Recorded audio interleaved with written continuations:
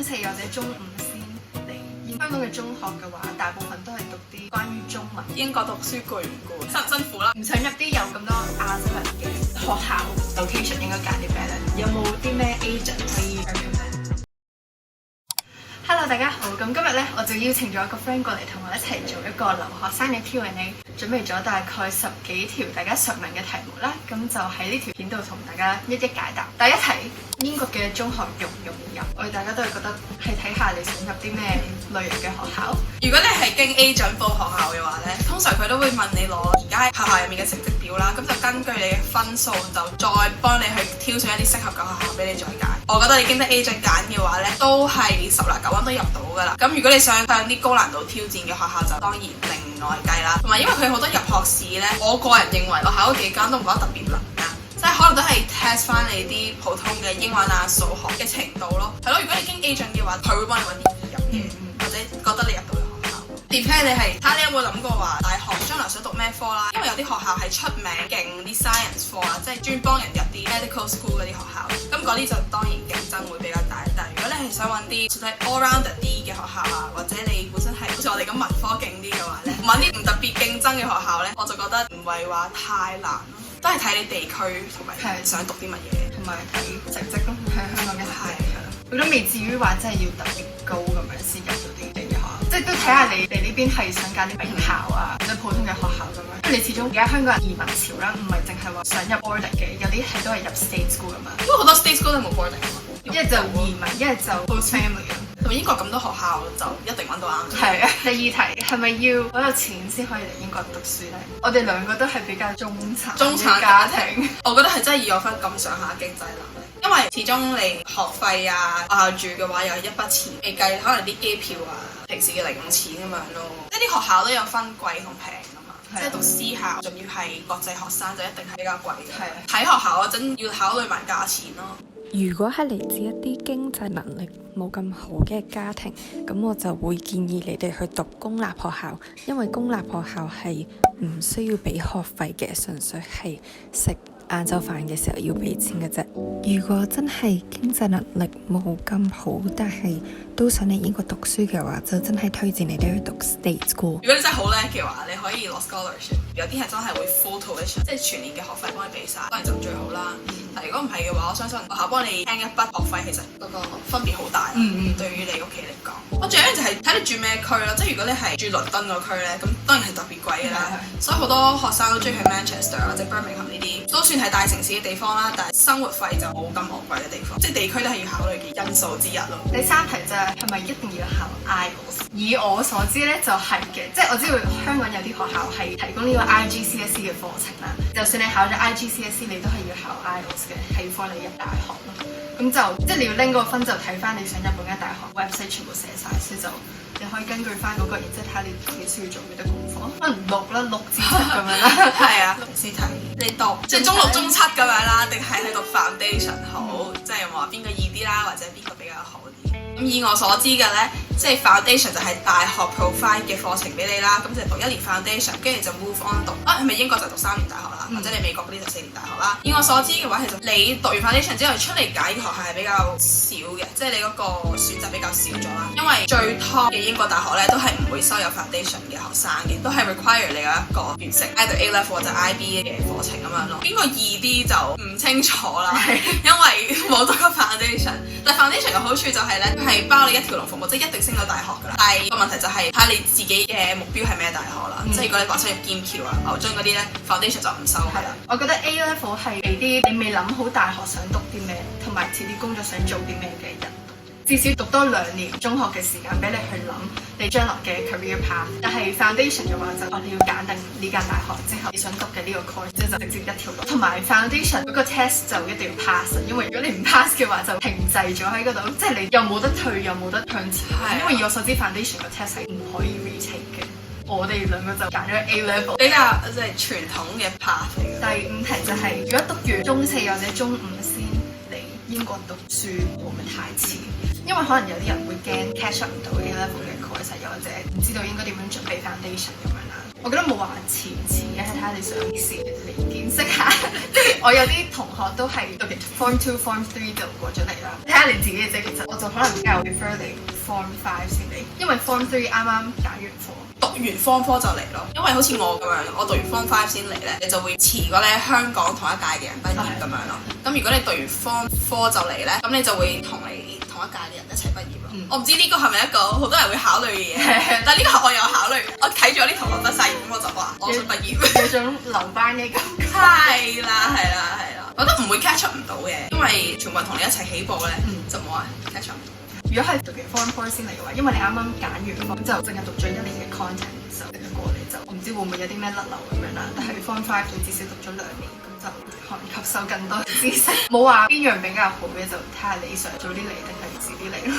第6題就係、如果喺香港嘅中學嘅話，大部分都係讀啲關於中文嘅科，又或者係讀中嘅話，咁過到嚟會唔會好辛苦同埋好難呢？因為始終呢度全部都係全英文啦。我自己係冇讀過中啊，我讀過關於中文嘅 subject， 但係我覺得可能會。你喺香港讀啲關於中文嘅科，唔一定代表你英文唔好嘅。我覺得你可能嚟之前可能可以睇下啲 past paper。因為嗰啲讀 math 咧，即係係啦，題目中文寫 versus 英文寫，可以預習下。如果你讀中嘅話，會唔會係可能慣咗用中文聽書？可能你IELTS有7嘅話，其實已經應付。係咯，即係或者你好聽人講英文啊，睇下啲劇，增加你自己對英文嘅聽說有幾熟習咯。你7題就有問英國讀數係咪真係好易？我哋交俾啲讀數嘅人答。唔係嗱，以我一個喺香港讀數都唔係一個好好嘅人，呢邊嘅話，如果你有讀過嘅，你咪會覺得易上手啲咯。因為呢邊嘅數咧係要讀埋 M1 M2，但係唔係話全部嘅學生淨係幾個 chapter 咁樣，點都容易過香港嗰啲嘅。係個課題易啊定係出題？出題，同埋佢冇咁多分題，你知香港啲全部都係1 A B C 咁樣，然之後 A1 A2 A3 咁樣，同埋可能 factorize 咁樣啦。香港可能最多俾3分，但係呢邊可以俾到5至7分，零分幾容易。但係如果你唔識嘅話，就7分都幾容易。但係英國考機同香港係啦，呢邊 KL 機，我覺得太同你講個答案出嚟。香港 KL 機佢譬如分數嗰個咧，咪就係咩 A 然之後/B/C。係啊。但係呢邊係直情就係一個分數線，然之後上面有個 box， 下面有個 box。一開始嚟嘅時候係睇唔明咯，即係太易反而唔識。係啊，太明顯嘅答案反而唔識用。有隻 KL 機係直情幫你 sketch 埋個 graph 出嚟。如果你有啲咩 graph 嘅題目，就有一個 KL 機就直接抄翻落去就得。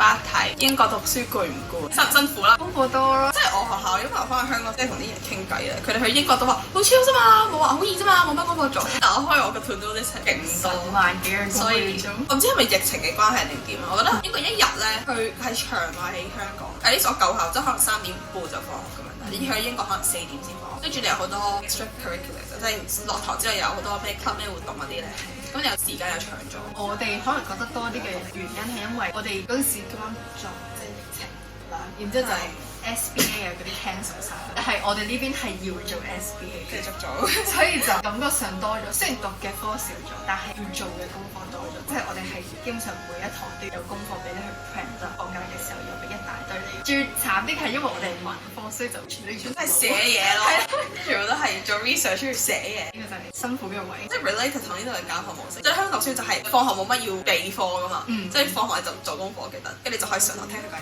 但係呢度調翻，即係唔係調翻轉，係佢 expect 你喺屋企自己識晒嗰啲嘢啦，然後你上堂就用已經識咗嘅知識去討論咯，就變咗如果你上堂真係唔識嘅話咧，嗰堂你就好呆滯啦，你就會 join 唔到啊，又唔知佢講緊乜咁咯。所以話辛唔辛苦就，咁你係需要啲時間去適應呢邊嘅教學模式咯。即係我一開始嚟都覺得有啲搶或者唔慣，因為呢邊佢哋好中意討論，係啦，但係香港就係坐喺度，然之後望住白板抄寫學，但係呢邊就係好似喺個會度喺度啊，你講下呢樣嘢，你有咩睇法咁樣啊？你又講下呢樣嘢有咩睇法咁樣，會好似圓圈坐咁，即係就面對望住你個同學咁樣，攰唔攰啊？我覺得攰㗎。第9題，英國多唔多人補習？係咪好 unpopular？呢邊係真係冇咩人補習嘅。雖然我有陣時喺 YouTube 佢會有幾個 ad 係同你講啊，你用我哋呢個 service 就會拎到 A star。冇聽過任何英國嘅同學補習。